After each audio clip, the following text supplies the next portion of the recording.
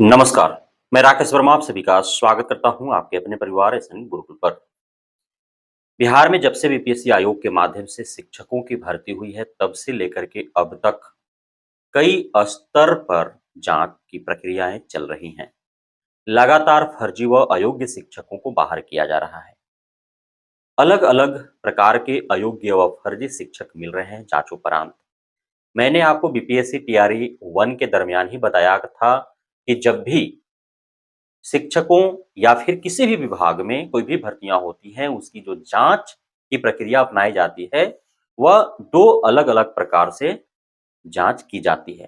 पहला on the table और दूसरा अंडर टेबल।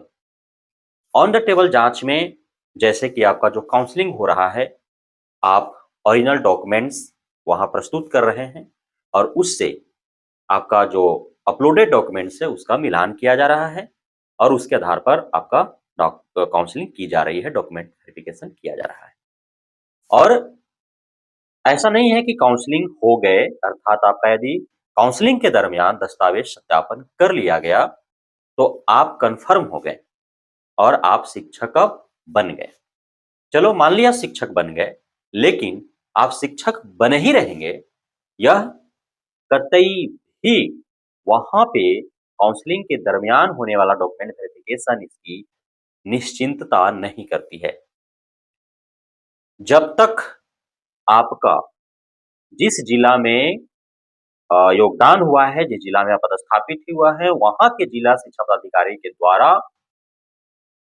अंडर टेबल जो डॉक्यूमेंट वेरिफिकेशन होता है, जिसमें जिन-जिन बोर्ड यूनिवर्सिटीज से आपका डॉक्यूमेंट्स इशू हुए हैं, वहां बोर्ड यूनिवर्सिटी से सारे डॉक्यूमेंट्स जब तक जांच नहीं हो जाते हैं, तब तक आपकी जॉब जो है वो सिक्योर नहीं है। आप शिक्षक बने ही रहेंगे, इसकी कोई गारंटी नहीं है।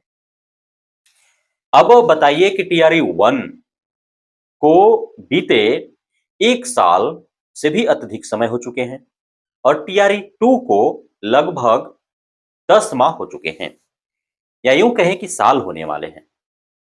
अब 1 साल से अत्यधिक या 1 साल पूर्व हुए शिक्षक भर्ती के माध्यम से जो बहाल हुए शिक्षक हैं, उनको आज निकाला जा रहा है। आज निकाला जा रहा है और कल भी निकाला जाएगा और कब तक निकाला जाएगा यह कह पाना मुश्किल है, क्योंकि ऑन द टेबल जो डॉक्यूमेंट वेरिफिकेशन होते हैं उसमें आपका जो भी कागजात दिए जाते हैं उसके आधार पर मैच किए जाते हैं और निकाले जाते हैं।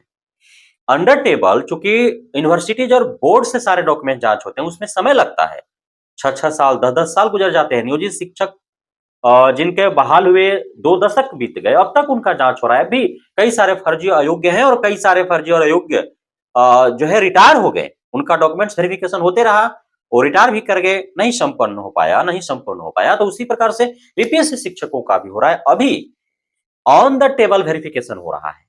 अभी क्या हुआ, काउंसलिंग हुआ अफरा-तफरी में और काउंसलिंग में जैसे-तैसे जो है आप बहाल हो गए। अब तमाम 3800 जिला के जो जिला कार्यक्रम पदाधिकारी, जिला सह पदाधिकारी हैं, उनके द्वारा आपके सारे कागजातों की जांच की जा रही है। अभी ऑन द टेबल वेरिफिकेशन चल रहा है उनके यहाँ जिला स्तर पर। क्योंकि आप सभी को ज्ञात है कि 3 सदस्यीय कमिटी गठित की गई है प्रत्येक जिलों में और उनके द्वारा सारे डॉक्यूमेंट्स का वेरिफिकेशन चल रहा है।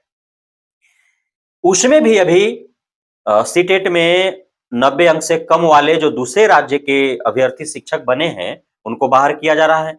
सब्जेक्ट कॉम्बिनेशन जिसका अनमैच्ड है, उनको बाहर किया जा रहा है। ब्लैक लिस्टेड यूनिवर्सिटीज से जिन्होंने अपना डिग्री डिप्लोमा हासिल किया है, उनको बाहर किया जा रहा है। तो इस प्रकार से जो उन्हें दिख रहा है डॉक्यूमेंट्स में, उसके आधार पर वे छंटनी कर रहे हैं और जो नहीं दिख पाएगा वो है फर्जीवाड़ा कि अब कैसे कोई पकड़ पाएगा कि यह फर्जी डॉक्यूमेंट्स है या सही डॉक्यूमेंट्स है। क्योंकि जो फर्जी डॉक्यूमेंट्स इश्यू करते हैं वे same to same original documents की भांति ही इश्यू करते हैं। तो नग्न आंखों से यूं ही देख करके आप नहीं पकड़ सकते हैं यह फर्जी डॉक्यूमेंट्स है या सही डॉक्यूमेंट्स है।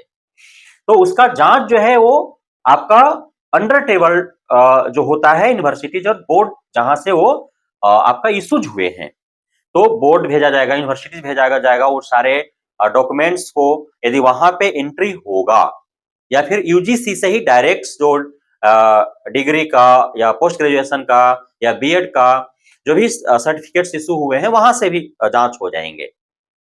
तो वहां से पता चलेगा कि हाँ, ये यूनिवर्सिटीज का ये डॉक्यूमेंट्स इशू किया हुआ है या नहीं, वहां उसका रजिस्टर मेंटेन है अथवा नहीं, या फिर फर्जीवाड़ा है।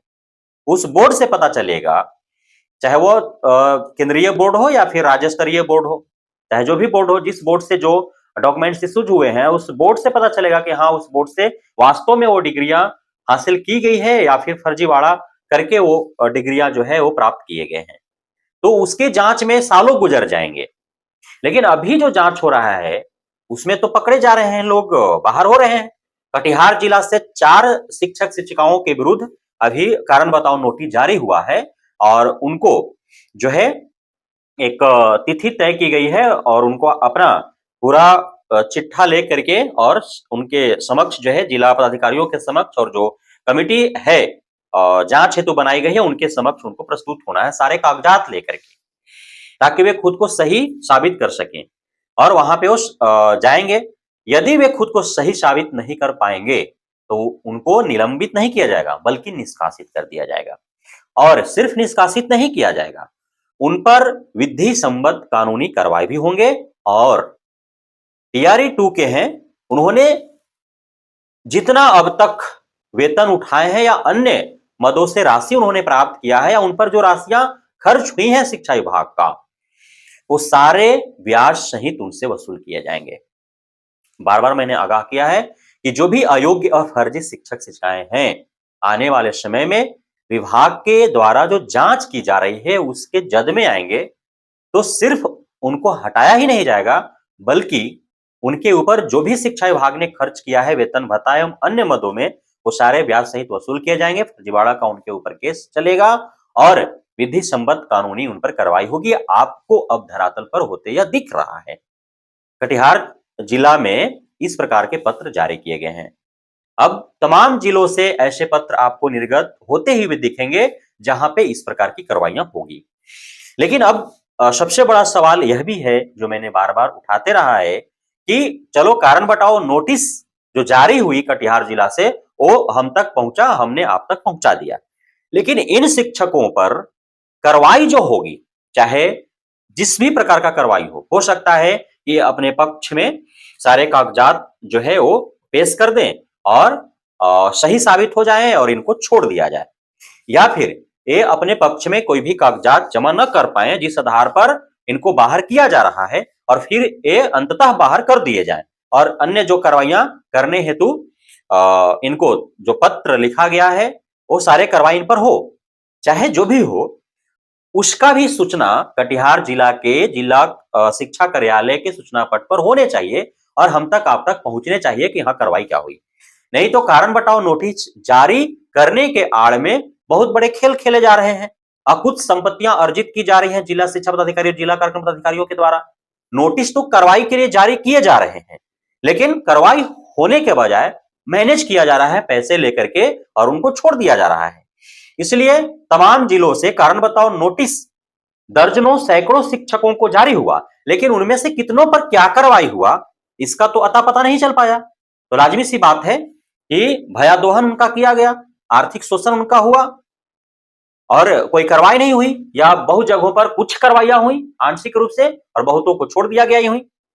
तो इस प्रकार जो है स्पष्टता होनी चाहिए और शिक्षा विभाग के मुख्यालय से इस प्रकार के पत्र निर्गत होने चाहिए तमाम जिला के जिला शिक्षा पदाधिकारी जिला कार्यक्रम पदाधिकारियों को नोटिस देते हुए कि आप जब कारण बताओ नोटिस जारी करें शिक्षकों के ऊपर तो उन पर आपने क्या कार्रवाई किया, सही साबित हो गए तो भी और आपने कोई कार्रवाई किया तो भी उसका नोटिस चिपकाना चाहिए ताकि पारदर्शिता हो और लोगों को यह पता चल सके कि हाँ शिक्षा कार्यालय के द्वारा जो है पारदर्शिता दिखाई जा रही है और उनके द्वारा जो कारण बताओ नोटिस दी जा रही है उस पर क्या कार्रवाइयां हुई यह स्पष्ट रूप से जो है वो पब्लिश किया जा रहा है।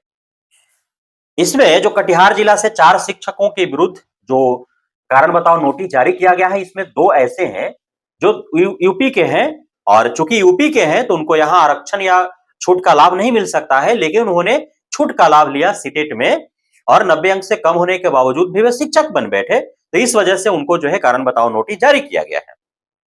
अब 90 अंक होने के बजाय उनका जो 87 है, 85 है, तो क्या अपने पक्ष में कोई साक्ष्य या सबूत पेश करेंगे जो बचेंगे? तो लाज़मी सी बात है, इनको तो हटना पड़ेगा। तीसरा जो है, वो सामाजिक विज्ञान के शिक्षक हैं, लेकिन उनका सब्जेक्ट कॉम्बिनेशन सामाजिक विज्ञान के लायक है नहीं।